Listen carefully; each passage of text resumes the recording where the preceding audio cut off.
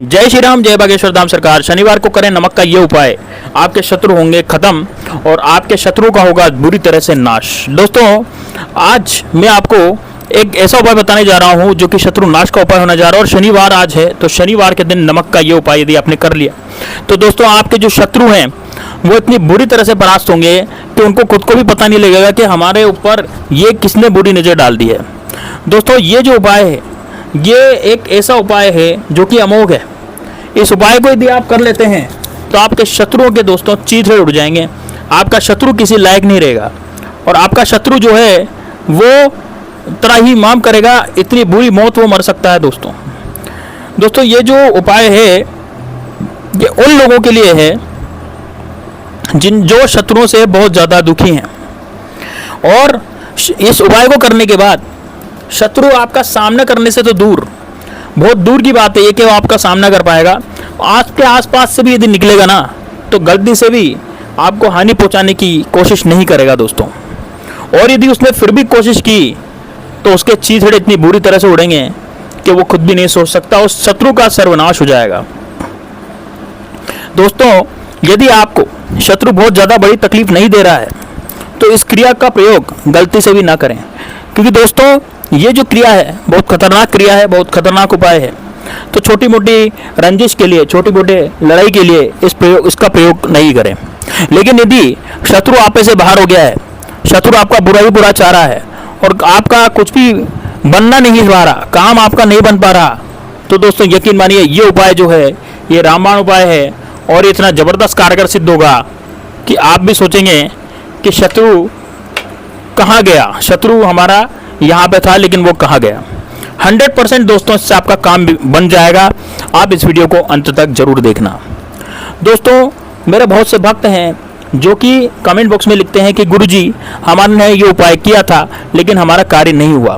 दोस्तों, कार्य नहीं होने के कई कारण होते हैं, उसमें से एक मुख्य कारण होता है कि आपने यदि उपाय को ठीक से नहीं सुना और यदि ठीक से सुना भी हो तो उस उपाय को ठीक से नहीं किया। जब हम उपाय को ठीक से नहीं करते हैं तो फिर वो उपाय सफल नहीं होता है, इस बात का आपको ध्यान रखना चाहिए। दूसरी बात है कि मान लीजिए आपने उपाय ठीक से किया लेकिन आपने यदि सच्ची श्रद्धा भाव से उपाय को नहीं किया तब भी आपका कार्य बिगड़ सकता है, आपका जो उपाय है वो हो सकता है कि वो फेल हो जाए। मेरे बताए हुए उपाय बहुत ज़्यादा पेटेंट रहते हैं, इनका फल आपको जरूर मिलेगा, लेकिन हो सकता है कि ये उपाय आप पर नहीं धारता हो तो फिर वो उसका फल नहीं मिलेगा। इसीलिए मैं लगातार इन उपायों पर, शत्रुनाश के उपायों पर वीडियो बनाता रहता हूँ। उस वीडियो बनाने का कारण यही है, यदि मान लीजिए एक ही उपाय से सबका काम हो जाता तो फिर मैं वीडियो ही क्यों बनाता। तो दोस्तों इस बात का भी आपको ध्यान रखना चाहिए। अब बात करेंगे कि शत्रुनाश का वो कौन सा ऐसा नमक का उपाय है जिसको करके आप अपने शत्रुओं को बहुत ज़्यादा दूर कर सकते हैं, बहुत ज़्यादा उनसे बच सकते हैं।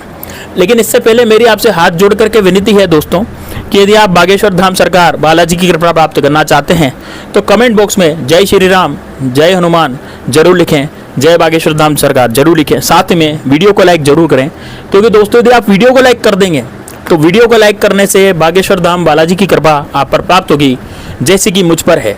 मुझ पर बालाजी की असीम कृपा है और उस असीम कृपा से ही मैं अपने कार्य में सफल हो पा रहा हूँ, अपने सभी कार्यों में मैं सफल हो जाता हूँ।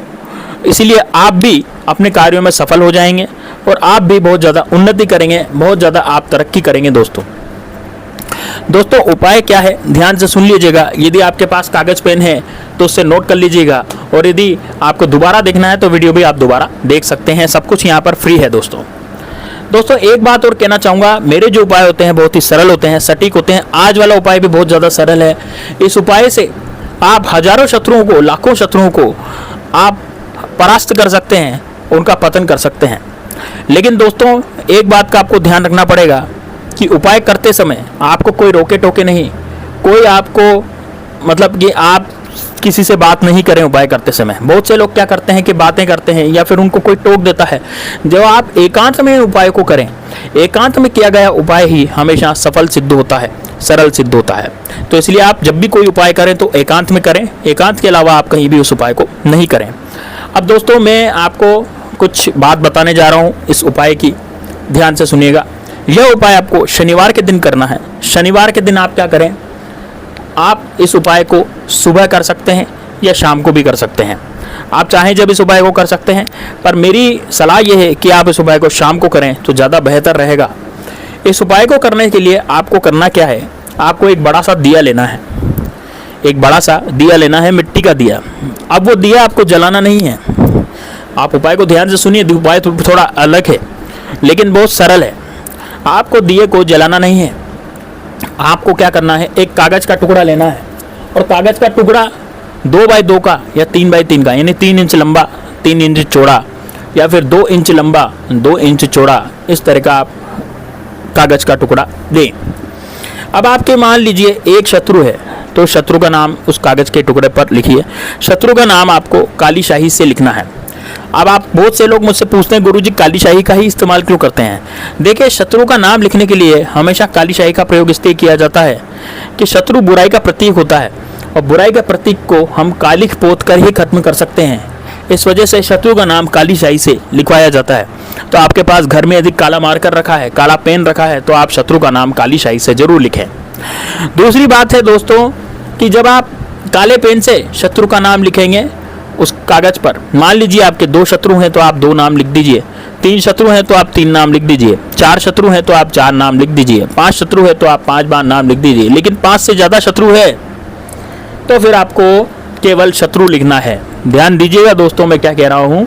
यदि 5 से ज़्यादा आपके शत्रु हैं और आपको पता है कि मेरे 5 से ज़्यादा शत्रु हैं, या फिर आपको शत्रु का नाम ही नहीं पता, बहुत से ऐसे हमारे गुप्त शत्रु होते हैं जो हमें मतलब कि जैसे हम हमारे साथ खा लेंगे पी लेंगे लेकिन हमें पता नहीं रहता भाई ये हमारा दोस्त नहीं है, हमारा शत्रु है।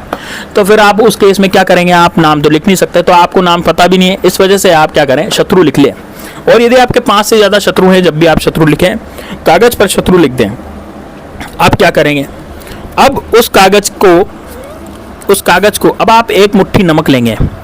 दोस्तों, नमक जो हमारी रसोई घर में मिलता है, पिसा हुआ जो नमक होता है, खाने पीने में काम आता है। नमक के बिना सब कुछ अधूरा है, बिना नमक की सब्जी फीकी लगती है। तो वो नमक जो है आपको लेना है सीधे हाथ से। कितना लेना है, एक मुट्ठी नमक, पूरी एक मुट्ठी भर के अपने सीधे हाथ से एक मुट्ठी नमक की भर लें।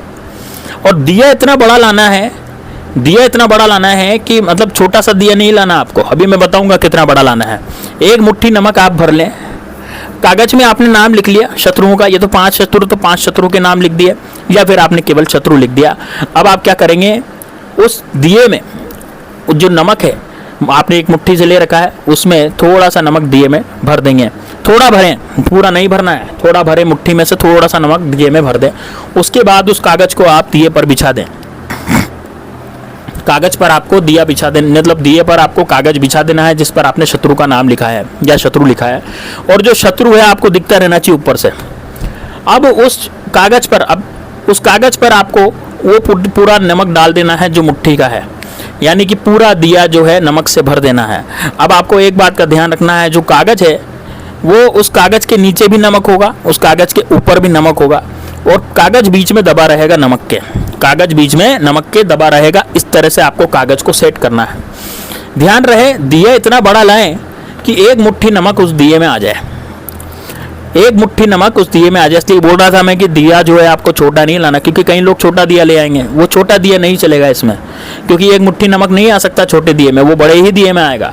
तो बड़े दिए में आप एक मुट्ठी नमक नीचे, फिर बीच में कागज और उसके ऊपर नमक, यानी एक मुट्ठी नमक टोटल आपको सेट करना है। कागज बीच में नमक के रखना है, नीचे नमक, ऊपर नमक, बीच में कागज, और दिए के अंदर ये काम आपको करना है। अब आप क्या करेंगे, अब उसको आप अपने बाथरूम में, अपने जो शौचालय होता है वहाँ पर कहीं भी ऊंचे स्थान पर रख दें, जैसे खिड़की पर रख दिया, लेकिन रखना आपको बाथरूम में या शौचालय में ही है उस दिए को।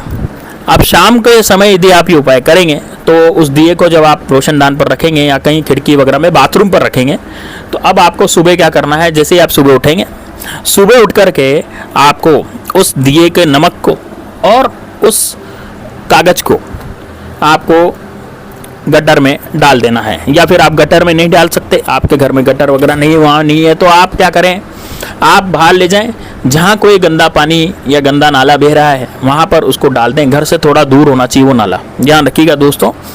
और वहाँ पर डाल करके आपको वापस आ जाना है, पीछे मुड़ करके बिल्कुल भी नहीं देखना, पीछे मुड़कर बिल्कुल नहीं देखेंगे और सीधे आ जाएंगे अपने घर, बिना किसी से बात करे, बिना किसी से पूछे ताछे। याद रहे, इस कार्य को जब आप कर रहे हैं उपाय को, तो घर में आपका कोई भी टोकना नहीं चाहिए, कोई पूछना नहीं चाहिए, कोई पूछ भी ले तो आपको बताना नहीं है, तभी उपाय सफल होता है दोस्तों। तो दोस्तों ये जो उपाय है बहुत ही ज़बरदस्त है, आप दोस्तों में शेयर भी कर सकते हैं और पुण्य फल कमा सकते हैं। यदि आपके द्वारा बताए गए शेयर किए गए उपाय से उसको फ़ायदा हो गया तो आपको भी उसका पुण्य फल मिलेगा। तो दोस्तों मिलते हैं नेक्स्ट वीडियो में, तब तक के लिए जय श्री राम, जय बागेश्वर धाम सरकार, हर हर महादेव।